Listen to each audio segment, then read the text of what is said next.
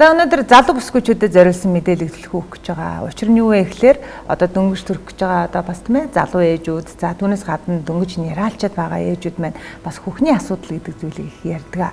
Тэгэхээр магадгүй одоо хүүхний сүүндээ одоо тийм ээ сүүний гарцандаа түүртэй үгүй бол одоо хөхөө яаж сайхан мэдгүй бас буглаа үүсгээд сандарч идэг. За тэгвэл тэр зүйлээс одоо ангижрах бүрэн боломжтой юм аа. Тэгэхээр энэ талын одоо яг та бүхэнд хэрэгтэй мэдээллийг өнөөдөр Abico компани хүүхдийн одоо эмч төлөөлөгч та бүхэнд яг хэрэгтэй мэдээлэл өгөх гэж байна.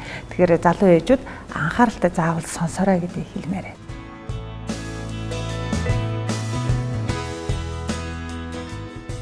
Abico компани эмч төлөөлөгч амгаах ухааны магистр хүүхдийн их эмч Чулуун Цэцэг хүрэлцэн ирсэн байгаа. За танд энэ өдрийн мэнд хүргэе. За танд ч гэсэн өдрийн мэнд хүргэе.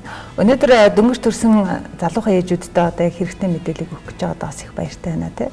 Тэгээд тэр дундаа хөхний саалтур гэдгийн талаар одоо ярилцсанаа гэж байгаа тийм.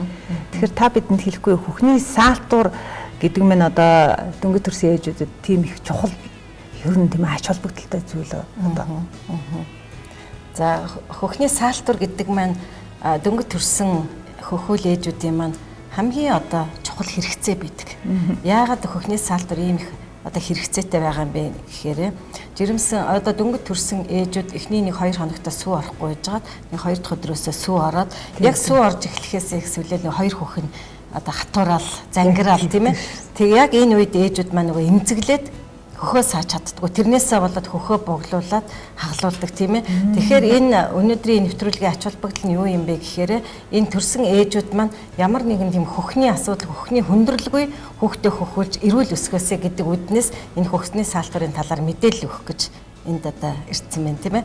За тэгэхээр хөхний саалтурыг бид яагаад хэрэглэх ёстой юм бэ гэхээр энэ хөхний саалтур маань өөрөө хүүхдийг хөхөөр хооллохыг л дэмжих бүтээгдэхүүн. Яагаад тэгэхээр Дэлхийн эрүүл мэндийн байгууллага болон манай Монгол улсад ч мөрдөгдөж байгаа хууль нь болохоор хүүхдийг 6 сар хүртэл дагнсан хөхөөр хооллох гэдэг ийм одоо зарчимтай байдаг. Гэтэл бид нөгөө ажилдаа орчиж जैन төрөөд тийм ээ. Тэгэхээр хүүхдээ бид нар өдрийн цагаар одоо яаж одоо энэ ээжийн хөхнөөс гарахгүйгээр хооллох вэ гэхээр хөхнийхэн сүг тийм ээ саалгаж аваад тэгээд энэ одоо угжиндаа хийгээд хөхүүлчих нэгдүгээрт.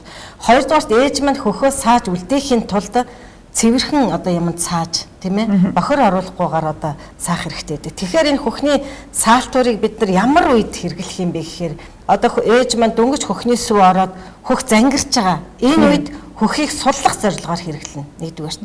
Хоёрдугаарт ээж маань яг хөхээр саяны миний хэлсэн 2-оос дээш цагаар газагшаа гарах тохиолдолд хөхөө сааж орхин тийм ээ.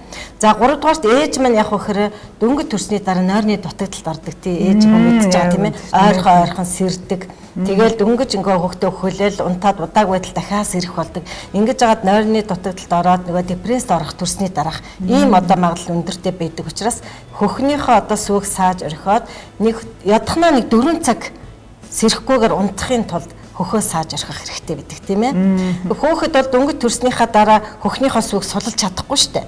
Маш бага ходоодтай байдаг учраас ходоодныхаа хэмжээнд тохирч хөхөөлн үлдсэн сүү яах нь нөгөө хөхн дотроо байгаад ингээд яах вэ гэхээр хөхний сүний гарцанд нөлөөлнө. Тийм учраас нөгөө хүүхдийг хөхүүлээ хөхөөсний дараа үлдэгдэл сүгээс саах зорилгоор энэ хөхний саалтурыг хэрэглэнэ тийм ээ. Зөв хэрэглэх нэг 4-5 зарчим байдаг. Зөв суун хамгийн нэгдүгээрт. Хоёрдугаарт яах вэ гэхээр массажлан зангираануудаа. Тэгнь. За гуравдугаарт яах вэ гэхээр хүүхдээ хөхүүлээд хөхүүлсэн байгаа шүү дээ эхлээ. Заавал хүүхдийг хөхүүлж ижиж араас нь саалтураараа саана. За тэгээс массажлсан хөхүүлсэн сүү жоохон массажлаад ингээд саангуут болвол сар гэж сүүн гарна. Цаасан сүүгээ болохоор удандаа хийгээл хөлтөөгчтэй хийгээд байна гэсэн үг шүү дээ. Хөлтөөгчд болохоор 3-7 хоног хадгалах юм боломжтой хөхнээс одоо сүү хадгалах уут байдаг тийм ээ. Энэ бол одоо танаа пижонд байдаг тий. Манай пижон ингээд энэ пижоны хөхний саалтур маань өөрөө яг хөхөлт амралт гээд яг хүүхэд ээжийнхэн хөхийг хөхж байгаа юм шиг ингэж саадаг. Хөхний толгойг нөгөө садаруулцдаг гэж ярьдаг тийм. Тэгэхээр энэ бол Япон улс гэдэг маань өөрөө маш их судалгаа шинжилгээнд суурилагдаж хийдэг учраас энэ маань олон ээжийн одоо хөхийг сааж ийм одоо дэглэмээр хөхөлт амралт. Тэгээ ээжээс ямар ч одоо юу хүч гарахгүй. Тийм бэ. Энд төрөхөд ер нь яг хамгийн чухал хэрэгтэй юм юу гэдэг юм бэ гэж асуудаг. Тэгэхээр би одоо юу гэж хэлдэг вэ гэхээр энэ хөхний саалтур бол маш чухлаа. Яагаад гэхээр дөнгөж төрсний дараа ээжийн хөхөнд одоо сүү орохгүй зөвхөн нэг ангир уургийг 24-өөс 48 цаг хөөх нь шүү дээ. Ангир уург маань өөрөө туслаар гараад 1-2хан туслаар уудаг. Гэсэн хэдий боловч тэр хүүхдийн юугаар шоглошгүй маш их шимт тэжээлтэй хүүхдийн дархлааг сайжруулах хамгийн сайн хоол байдаг.